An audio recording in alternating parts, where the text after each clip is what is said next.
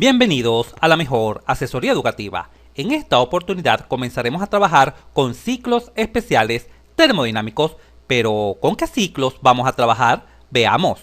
Los ciclos termodinámicos se dividen en ciclos de potencia y en ciclos de refrigeración, y ambos ciclos están basados en el ciclo de Carnot. Y cuando este ciclo de Carnot sufre ciertas modificaciones, nos conduce a dos ciclos especiales, que son el ciclo de Stirling y el ciclo de Ericsson.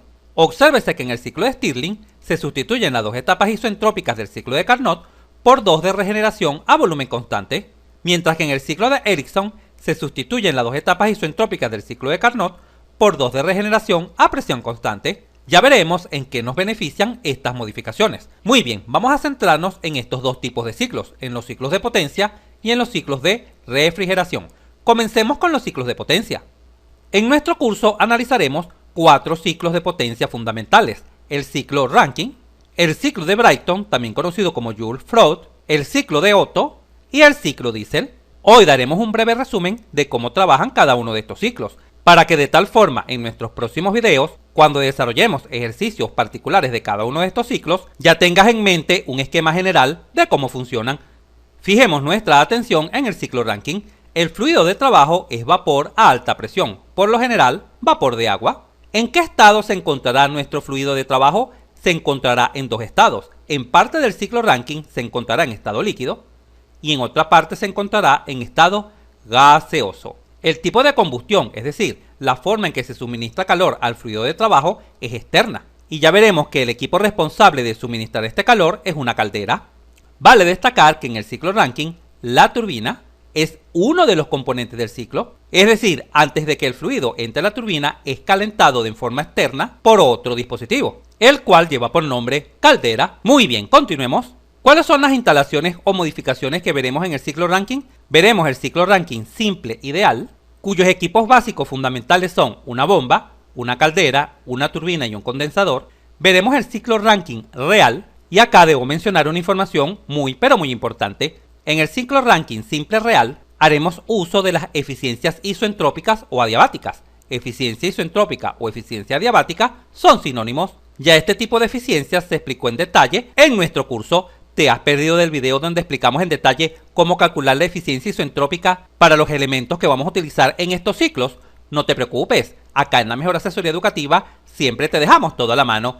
Entra acá en la esquina superior derecha de la pantalla y domina hoy mismo, de forma muy rápida y sencilla, cómo calcular la eficiencia isoentrópica o adiabática de los dispositivos utilizados en los ciclos termodinámicos. ¡Genial! En este ciclo simple real utilizaremos los mismos equipos: una bomba, una caldera, una turbina y un condensador. Luego veremos el ciclo Rankine con recalentamiento, y en este utilizaremos una bomba, una caldera, dos turbinas y un condensador. Y finalmente veremos el ciclo Rankine con regeneración, y como equipos utilizaremos dos bombas, una caldera, una turbina, un condensador y un intercambiador de calor que jugará el papel de regenerador. El ciclo Rankine es un tipo de ciclo cerrado. ¿Qué significa cerrado? Que el fluido de trabajo nunca es reemplazado, y justamente como el fluido nunca es reemplazado, el mismo sigue un ciclo termodinámico. Por ejemplo, el vapor de agua regresa a sus condiciones iniciales después de haber recorrido todo el ciclo.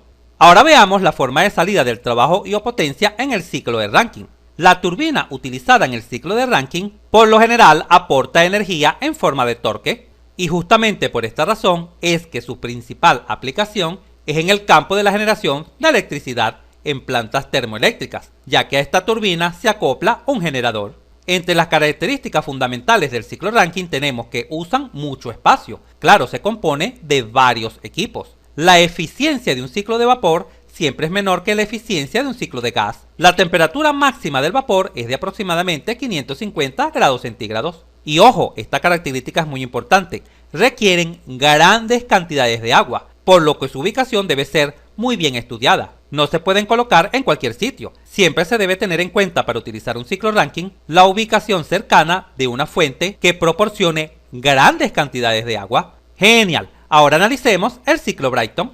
El ciclo Brayton, también conocido como de Joule-Floyd, utiliza como fluido de trabajo un gas, por lo general aire como gas ideal a alta presión. Y ahora obsérvese la primera gran diferencia con respecto al ciclo Rankine. El estado del fluido de trabajo en un ciclo Brayton siempre es gaseoso, siempre.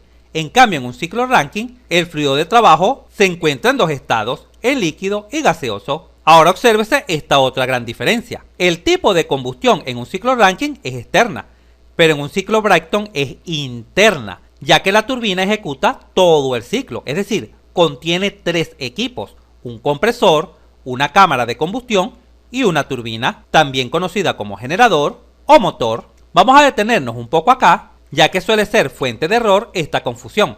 La turbina utilizada en el ciclo Rankine es solo un componente de todo el ciclo.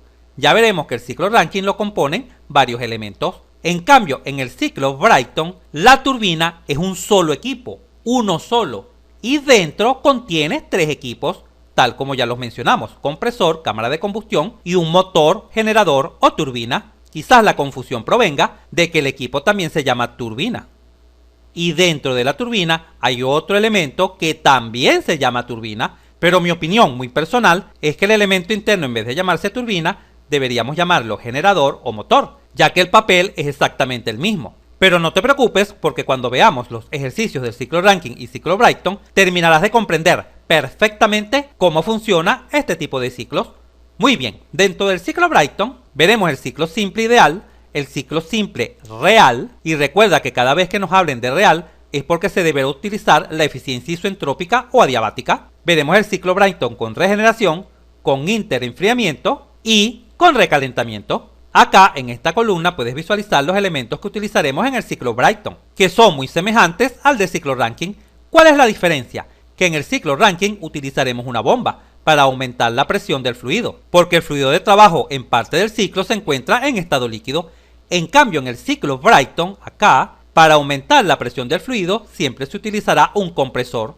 ¿Por qué siempre se utilizará un compresor? Porque recuerda que el único estado en que se encuentra el fluido en un ciclo Brayton es el gaseoso. Y el equipo o máquina que puede levantar la presión de un fluido en estado gaseoso es justamente el compresor. Y otra diferencia fundamental en cuanto a los equipos de trabajo de estos dos ciclos de potencia es que en el ciclo Rankine se utiliza un condensador. En cambio, en el ciclo Brayton no se utiliza ningún condensador. ¿Por qué? Porque en una parte del ciclo Rankine se debe transformar el estado de la sustancia de trabajo de gaseoso a líquido. En cambio, en el ciclo Brayton siempre el estado del fluido de trabajo es gaseoso, por lo que evidentemente nunca será necesario utilizar un condensador. Genial, continuemos.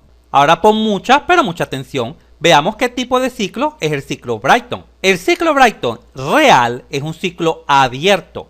Por tal razón, cumple un ciclo mecánico, no cumple un ciclo termodinámico. ¿Cuál es la diferencia entre un ciclo mecánico y un ciclo termodinámico? En el ciclo termodinámico, el fluido de trabajo nunca se cambia, siempre es el mismo. En cambio, en un ciclo mecánico, el fluido es sustituido por una nueva carga fresca. Pero ¿cómo vamos a modelar el ciclo Brayton? Lo vamos a modelar a través de un ciclo cerrado. Ya lo verás cuando estemos resolviendo los ejercicios.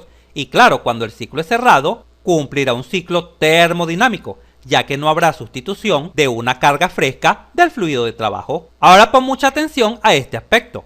La forma de salida del trabajo o potencia de una turbina utilizada en un ciclo Brayton es de dos formas, bien sea en forma de torque o en forma de empuje. Y ya veremos que por lo general cuando se utiliza en forma de empuje, la turbina que aporta la potencia es sustituida por una tobera. Y justamente como un ciclo Brayton es capaz de aportar energía en forma de torque o de empuje, sus aplicaciones son estas. En forma de torque es utilizada para generar electricidad, porque simplemente se acopla a la turbina de Brayton un generador eléctrico, pero también es utilizado en motores de reacción en aviones. ¿Por qué? Porque un ciclo Brayton también es capaz de aportar energía en forma de empuje, no en forma de torque. Y esta energía en forma de empuje es aprovechada por aviones, barcos, etc.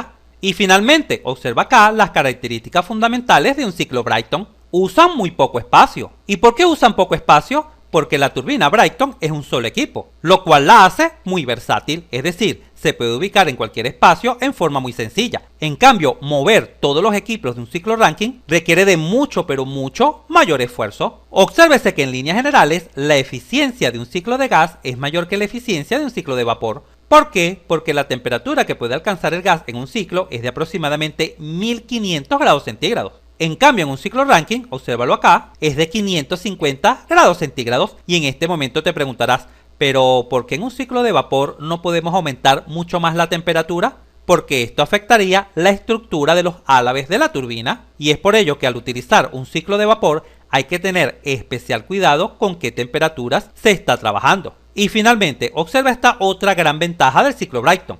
El fluido de trabajo se encuentra prácticamente en todo lugar. ¿Por qué? Porque el fluido de trabajo de un ciclo Brayton es el aire. Y si te digo que tu equipo funciona con aire, enseguida caerás en la cuenta que este se encuentra disponible prácticamente en todo el planeta.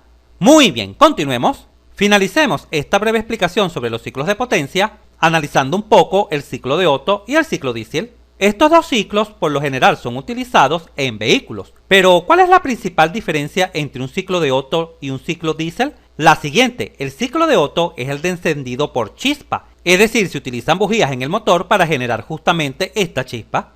En cambio, en un ciclo diésel el encendido es por compresión. Otra importante diferencia es que el combustible en un motor Otto es gasolina. En cambio, el combustible en un motor diésel es justamente el combustible conocido como diésel. El fluido de trabajo en estos dos ciclos, el de Otto y diésel, es un gas. Pero a diferencia del ciclo Brayton, donde se utiliza como gas aire, acá en estos ciclos el gas utilizado realmente es una mezcla de aire y combustible, bien sea de gasolina o de diésel. Pero ojo, pon mucha atención, para analizar estos ciclos los modelaremos como si estuvieran utilizando únicamente aire como gas ideal, pero es muy importante destacar que en la realidad se utiliza es una mezcla de aire más combustible. Muy bien, avancemos. El estado del fluido siempre será estado gaseoso. El tipo de combustión en el ciclo de Otto y diésel es interna, es decir, la chispa o la compresión se da dentro del motor. Entre los equipos utilizados en un ciclo de Otto se encuentran los siguientes. En el real se utiliza un cilindro, un pistón, dos válvulas, una válvula de admisión y una válvula de escape y una bujía. Ojo, la bujía es justamente la que genera la chispa que aporta calor a la mezcla. Ahora pon mucha atención, para analizar o estudiar el ciclo de Otto se utilizará únicamente un cilindro y un pistón, es decir, un sistema cerrado y por lo general el fluido de trabajo será el aire. Repito, ya que esto es muy importante, en la realidad el cilindro pistón utilizado en el ciclo de Otto no es cerrado, posee dos orificios, uno para la entrada y uno para la salida, controlados por dos válvulas y por supuesto una bujía. Pero para facilitar el estudio del mismo, lo simularemos o lo modelaremos como simplemente un cilindro pistón cerrado, al cual se aporta cierto calor, ojo, sin utilizar ninguna bujía. Ahora bien, en el ciclo diésel, en la realidad utiliza también un cilindro, un pistón, dos válvulas, admisión y escape, y en vez de utilizar una bujía, utiliza un inyector de combustible. Cuando veamos el ciclo diésel con más detalle, caerás en la cuenta por qué se utiliza un inyector de combustible. Y de igual manera que el ciclo de Otto, el ciclo diésel se modelará con un cilindro y un pistón, como un sistema cerrado. Continuemos. Tal como ya hemos visto, en el ciclo de Otto y diésel, en la realidad utiliza una mezcla como fluido de trabajo, una mezcla de aire y combustible, el cual se repone después de haber cumplido un ciclo completo mecánico. Pero ojo, para modelar el ciclo de Otto y el ciclo diésel, lo simularemos a través de un ciclo cerrado termodinámico, simplemente utilizando un cilindro pistón, omitiendo la fase de renovación de carga. Así vamos a analizar el ciclo de Otto y diésel. Entre las características fundamentales del ciclo de Otto se encuentra que presenta mayor costo y menor potencia, ya que por lo general trabaja con bajas relaciones de compresión, entre 7 y 10, como máximo 12. En cambio, en los ciclos diésel, el costo del combustible es mucho menor y además aporta mayor potencia, ya que trabaja con altas relaciones de compresión, por lo general entre 12 y 24, y justamente por esta razón es que el ciclo de Otto por lo general es utilizado en vehículos livianos, mientras que el ciclo diésel,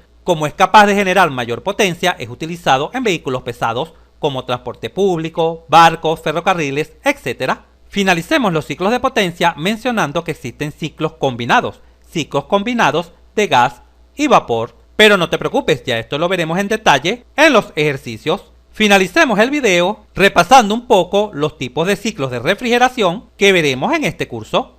Básicamente veremos dos tipos de ciclos de refrigeración, el ciclo invertido de Carnot y el ciclo invertido de Brayton. En los ciclos de refrigeración basados en el ciclo invertido de Carnot, se utilizará como fluido de trabajo vapor, el vapor de un refrigerante, como por ejemplo el refrigerante 134A, refrigerante 12, etc. Y veremos que en este tipo de ciclo, el estado de nuestro fluido de trabajo serán dos, líquido y gaseoso. Por otro lado, también veremos los ciclos de refrigeración basados en el ciclo invertido de Brayton. Estos utilizan gas, por lo general el aire como un gas ideal, de tal forma que el estado de nuestro fluido siempre será 1, el estado gaseoso. Entre los tipos de ciclo de refrigeración a vapor, veremos estos que se muestran en pantalla. El ciclo ideal simple de refrigeración por compresión de vapor, veremos también el real, veremos el sistema de refrigeración por compresión en cascada y finalmente veremos el sistema de refrigeración por compresión de múltiples etapas. Acá se muestran los equipos utilizados en cada uno de estos ciclos de refrigeración. En cuanto a la refrigeración, donde utilizamos el aire como fluido de trabajo, veremos solo dos, el ciclo de refrigeración de gas y los ciclos de refrigeración de gas con regeneración. En general, los ciclos de refrigeración son ciclos cerrados, ciclos termodinámicos, es decir, no sufren en ningún momento ninguna renovación de carga, tal como se ocurre en los ciclos de potencia de Otto, Diesel y Brayton. Entre las aplicaciones de los ciclos de refrigeración tenemos básicamente refrigeración doméstica e industrial para ambos tipos de ciclos. Finalicemos el video mencionando la forma de trabajo en que desarrollaremos estos ciclos. Para cada uno de ellos haremos un breve video teórico y luego uno o dos ejercicios representativos de cada tipo de instalación o modificación mencionada en estos ciclos. Así comenzaremos a analizar el ciclo de Carnot, tanto para vapores como para gases, desarrollando una parte teórica y luego una parte práctica. Y posterior al ciclo de Carnot, comenzaremos a desarrollar el ciclo Rankine y desarrollaremos la parte teórica y práctica de cada una de sus instalaciones o modificaciones. Lo mismo haremos para el ciclo Brayton y lo mismo para el ciclo de Otto y Diesel y por supuesto para los ciclos de refrigeración. Si este video te fue útil, suscríbete a nuestro canal, así nos ayudas a crecer. Si te gustó, dale un like y si conoces a alguien, algún compañero, amigo o familiar que le pueda servir esta información, por favor compártela y continúa aprendiendo de forma rápida y fácil sobre este tema mirando este video para que veas cómo entenderás mucho más este punto